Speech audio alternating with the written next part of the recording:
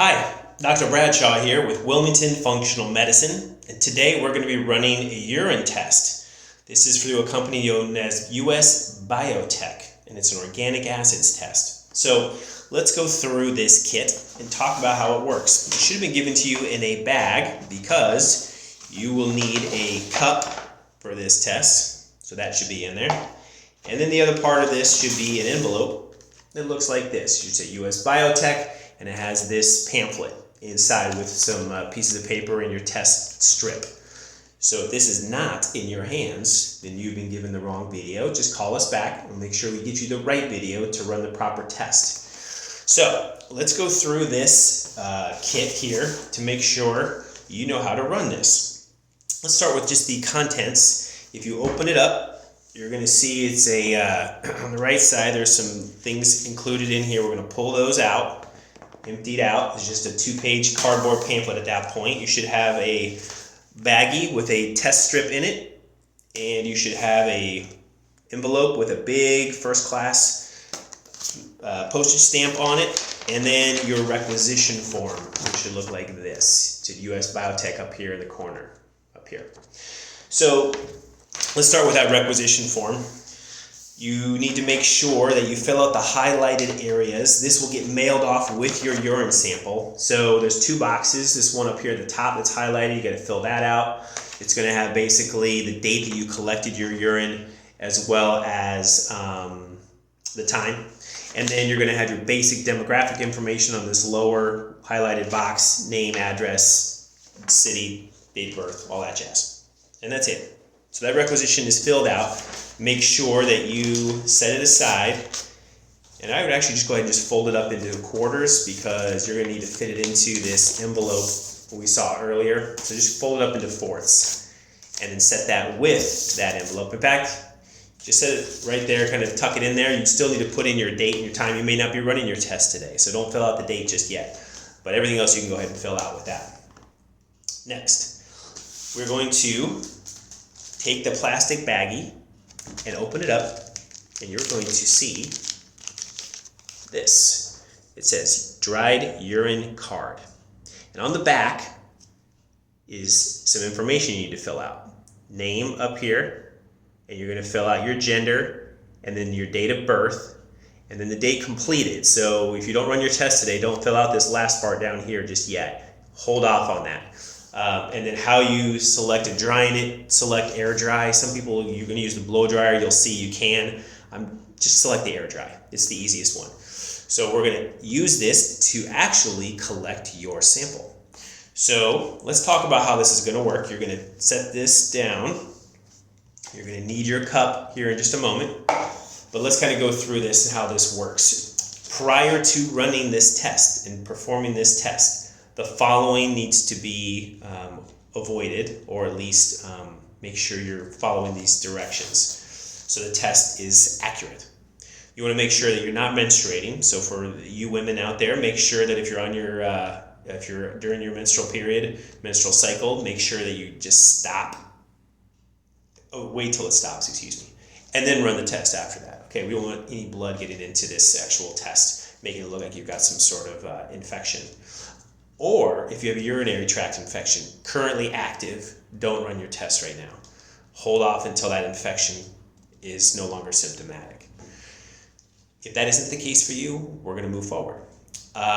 Make sure that you avoid excessive fluid intake the night before your test. You're going to be running this test first thing in the morning, so the night before, don't guzzle a bunch of water or tea or beverages. Just your normal evening routine should be fine. If you don't have a normal specimen and it's diluted with a bunch of water that you drank the night before, they're going to kick it back and it won't be red. So just make sure you deal with that. The following things need to be avoided 48 hours prior to your test: tea, coffee, alcohol, juice, and the fruits and vegetables you have to avoid are avocado, pineapple, banana, plantain, grapes/raisins, plums/prunes, kiwi, and tomato.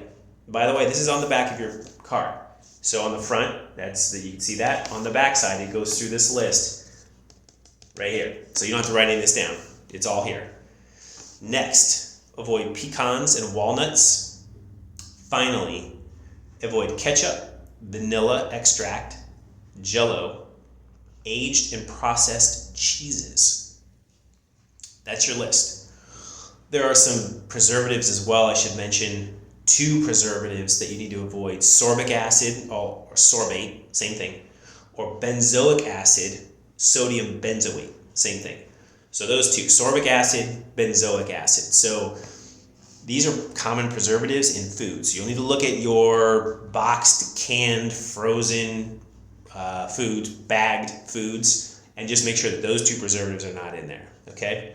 If you've eaten any of those things, let's say you had avocado last night, you're going to need to wait till 2 days from now to run your test. It's fine. Just make sure you avoid that list of those things. Tea, coffee, and alcohol and juice will be the big ones for people. Got to avoid those things prior to your test for 48 hours. Then you can do it. Okay? So now that we get that clear, and now you're ready to run your test, here's how it's going to go.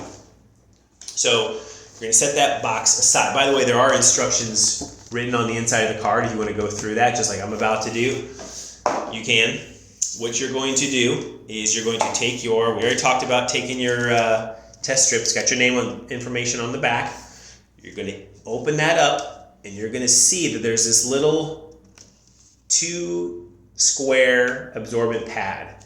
You're going to take that absorbent pad, and you're going to actually put this and dip this into the urine. Okay? So what you're going to do, let's close that up for just a second. Just want to make sure you saw the anatomy of that little card. You're going to take your cup, and you're going to go pee in it. Now, when you start your stream, you're not going to start it into the cup. Okay? You're going to start your stream into the toilet, and then you're going to stop. So maybe pee for a couple of seconds. So you're not actually getting the initial urine into the cup. Once you've gone for a couple seconds, stop it, then pee into the cup. And pee into the cup, enough to get up to like right here, which isn't much. And I should probably mark that here with a marker, which I don't have, but I'll do this right here. See if you can see that. There it is. So you can see the line on there. It's not much. You just need to get enough urine so that when you put the card in there, it's going to hang basically down in there, sort of like a ladder into a swimming pool. It's going to kind of hang down in there, and it's going to need to be long enough, or there needs to be enough urine for the pad to reach. Okay, so you got your pee in there. You're going to set it down, and you're going to take your card. You're going to take that absorbent pad, and you're going to dip it into the urine. You're just going to let it sit right there, and then let it just hang, just like that. You can see it right there. It's just resting. Okay. And if you look down inside, there's obviously no urine in there, but you can see that the pad is just hanging out down in there. It'll be soaking in the urine, and you need to let it sit in there and soak for a good 15 seconds. It's what the card says. I recommend you do 30 seconds, just so you get enough. Allow it to soak up the pad for a good 30 seconds. It's been my experience. So then you're going to take that, and you're going to take it out, and it's going to be wet and likely dripping a little bit. So you're going to kind of do that and get the excess urine off of it. Okay? Now we need to let it dry. So move your urine off to the side. Take your absorbent pad so it's sticking up. The other little tongue sticking out here is going to prop up against it like a little A-frame. And you're going to set it down so it's resting just like that. Okay, here's your absorbent pad. The other part is kind of sitting up there. You can see it's kind of resting like an A-frame. And you need to let that sit for 12 hours. Okay, this is where the blow dryer comes in. You could take the blow dryer and dry this out for 10 minutes and it'll be all good. And there are instructions on the booklet on how to do that. I just don't think you need to. You just need to put this somewhere where nobody can touch it. No pet can touch it, no cat can eat it, or dog can lick it. Obviously, this is the problem, and the reason people do want to use the blow dryers in case. So in this case, what I recommend is you just take a cabinet in your kitchen that nobody ever goes into, up high, open it up, set that right onto your shelf, right? And on your shelf, there it is resting, close your cabinet, and come back in 12 hours, all right? It just needs to sit. It just needs to rest, just like that, for 12 hours, okay? After 12 hours, you're good to go. It's going to be completely dry. That's the key. You don't want it to send it, transport with it wet. It must be completely dry before you send it. You're going to take it out of the cabinet. You're going to take that pad now, and that tongue is going to go over the top this time, like this. And you're going to take the little, you see it's kind of sticking out. There's a little tab right here.